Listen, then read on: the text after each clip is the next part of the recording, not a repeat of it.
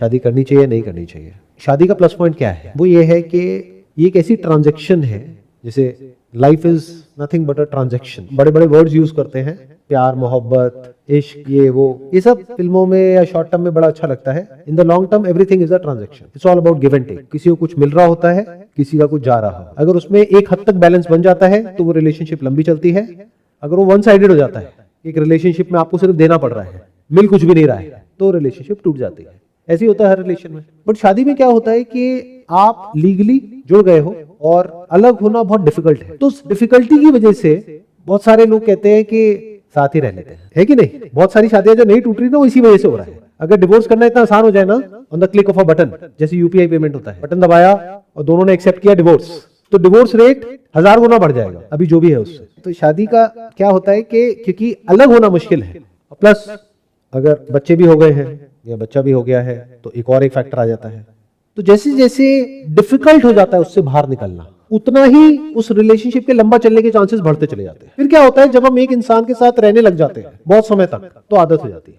और फिर कहते हैं कि a known enemy is better than an unknown friend. ये इंग्लिश में था इसलिए आप लोगों को समझ नहीं आया। तो ये हर शादीशुदा इंसान समझता है, क्योंकि जो भी है, जैसा भी है, जैसी भी है, इसके बारे में मुझे पता है, इसकी लिमिट क्या है, ये कहां तक जा सकता है, कहां तक जा सकती है। बट जो अननोन दोस्त बनने का नाटक कर रहा है, उसको तो कुछ पता ही नहीं है। तो अननोन से हमको डर लगता है, फियर ऑफ अननोन। इस वजह से शादी टिकती है। ये आपको असली बात बता रहा हूं, अपने एक्सपीरियंस के बेस पर नहीं, वैसे ही क्योंकि मुझे भी घर जाना है यहाँ से। बट जहां तक मुझे समझ आया है अपने आसपास में दुनिया को देख करके, कि रेयरेस्ट ऑफ रेयर कहीं ऐसा होता है कि सब कुछ परफेक्टली होता है। 99% केसेस में आप अपने आसपास में देखोगे, वो लोग जो आपको शादी करने के लिए बोल रहे हैं, उनकी खुद की रिलेशनशिप की धज्जियां उड़ी हुई है, लेकिन आपके पीछे पड़े हैं कि हाँ शादी कर लो। तो क्या होता है कि टाइम के साथ साथ अलग होना मुश्किल होता चला जाता है। इस वजह से वो रिलेशन लंबा चलता है, प्लस एक दूसरे की आदत हो जाती है, तो अलग होना अनकंफर्टेबल होता चला जाता है। साथ में रहना मतलब एक तरह का कंफर्ट जोन बन जाता है। Then you get a life partner, not जिस दिन आपकी शादी होती है, क्योंकि उसके बाद तो असली खेल शुरू होता है, जो कुछ महीने कुछ साल तक चलता है, जब प्रॉब्लम्स आती हैं बहुत तरह की। मतलब उसके बाद तो कुछ महीने कुछ साल तक तो it's a difficult period to adjust, क्योंकि एक इंसान का जो फैमिली बैकग्राउंड है, अपब्रिंगिंग है, वो कुछ और है, दूसरे का बिल्कुल ही कुछ और है, फिर साथ में आ गए हैं। Whether it is love marriage और arrange marriage doesn't matter, but it's like कि दो अलग अलग प्राणी एक साथ आ गए हैं। तो एक रिलेशनशिप का जो शुरू का फेज होता है, that is usually in majority of the cases, exceptions are always there, and आपको हमेशा लाइफ में स्टैटिस्टिकली चलना चाहिए। ये नहीं कि 1000 में से किसी एक के साथ में ऐसा हुआ तो मेरे साथ भी ऐसे ही होगा, नहीं। जो 999 के साथ हुआ वही आपके साथ होने की प्रोबेबिलिटी ज्यादा है। वो क्या है, शुरू में बहुत सारी प्रॉब्लम्स आती हैं रिलेशनशिप में, इसलिए शादी हो जाने के बाद, क्योंकि फिर एक ही घर में रहते हैं majority of the cases, there is a strong possibility family से रिलेटेड इश्यूज हैं, इन लॉज भी आ गए हैं, बहुत सारी और इक्वेशंस आ गई हैं।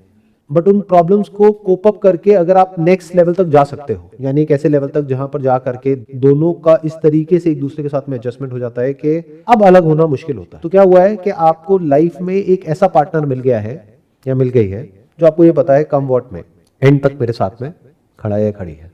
ऐसा दुनिया में और कोई तो है नहीं। तो यहाँ पे एक बेनिफिट आ जाता है इस रिलेशनशिप का, जिसको शादी बोलते हैं। एटलीस्ट यू गेट समवन जो आपके साथ में एक्चुअल में सुख दुख में जुड़ गया है। तो सर इसके लिए मतलब ऐसे कनेक्शंस होना इंपॉर्टेंट नहीं है, बस हमें बहुत इंपॉर्टेंट है, बहुत ये स्टेबिलिटी नहीं, एक मिनट, कनेक्शन होना बहुत इंपॉर्टेंट है, क्योंकि अगर कनेक्शन नहीं होगा तो कॉम्प्रोमाइज हो गया, then it will be like कि आपके साथ में कोई है जो बुरे वक्त में काम तो आ जाएगा, अच्छे टाइम में आप कुछ बहुत ज्यादा उसके साथ में कर नहीं सकते हो, क्योंकि कोई इक्वेशन नहीं है। तो यहाँ पर इक्वेशन का रोल बीच में आ जाता है। मतलब अगर हम स्प्लिट करें एक रिलेशनशिप को दो पार्ट्स में, तो एक हो गया अच्छा टाइम, एक हो गया बुरा टाइम।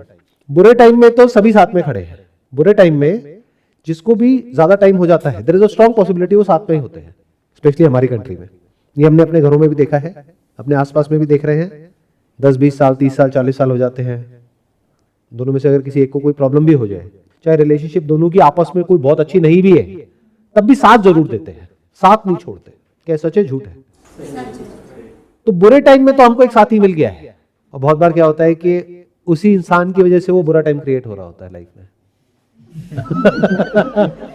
क्योंकि बुरा टाइम सिर्फ ये नहीं होता ना कि आप बीमार हो गए हो और हॉस्पिटल में कोई है।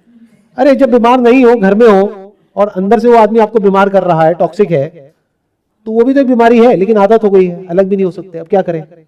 तो बहुत बार तो ऐसा होता है कि आप हॉस्पिटल उसी इंसान की वजह से पहुंचे हो, ये भी हो सकता है, और वो साथ में बैठा है कि तुम चिंता मत करो मैं हूं, और आप मन में कह रहे हो यही तो चिंता है कि तुम हो।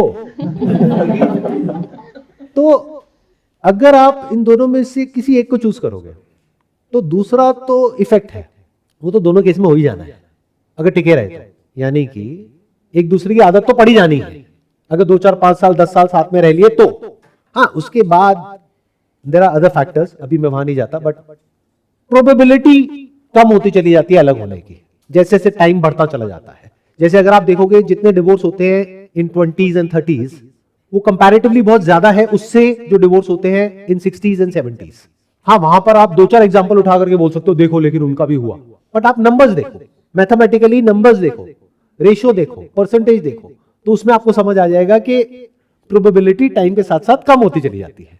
मतलब आपको जरूरत कब पड़ने वाली है? बुढ़ापे में। तो बुढ़ापे तक अगर टिक गए साथ में, दो ही चीजें होंगी, या तो टिकोगे या नहीं टिकोगे। नहीं टिके तो कोई प्रॉब्लम ही नहीं है, फिर दूसरी शादी कर लो, या जिसके भी साथ में टिक गए बुढ़ापे तक पहुंचते पहुंचते, whether it is arrange marriage और लव मैरिज, तो there is a strong possibility कि बुढ़ापे में अलग होने की पॉसिबिलिटी बहुत कम है। वो इंसान वैसे ही आपका साथ देने वाला है या देने वाली है। बट सवाल उठता है बाकी लाइफ का क्या? तो अगर मेरे स्टैंड पॉइंट से समझोगे, दिस इज मोर इंपॉर्टेंट। यानी कि एक ऐसी इक्वेशन जहां पर के एक इंसान के साथ में आप अच्छा टाइम स्पेंड कर सको, मतलब basic level of compatibility, not similarity. ये नहीं कि वो मेरे जैसा है, कंपैटिबिलिटी। और कंपैटिबिलिटी ज्यादातर होता है ऑपोजिट्स में, उसमें ज्यादा मजा आता है। तो इफ यू गेट समवन जिसके साथ में आपको ऐसा लग रहा है, क्योंकि गारंटी तो किसी भी चीज की नहीं है, लग रहा है कि हाँ इसके साथ मैं अच्छा टाइम स्पेंड करती हूं अभी, और आने वाले टाइम में भी अच्छा टाइम स्पेंड करने की प्रोबेबिलिटी बहुत ज्यादा है, पॉसिबिलिटी बहुत ज्यादा है, और वो भी मुझसे शादी करना चाहता है और मैं भी चाहती हूँ, तो कोई बुराई नहीं है पंगा लेने में। I don't see any problem with that.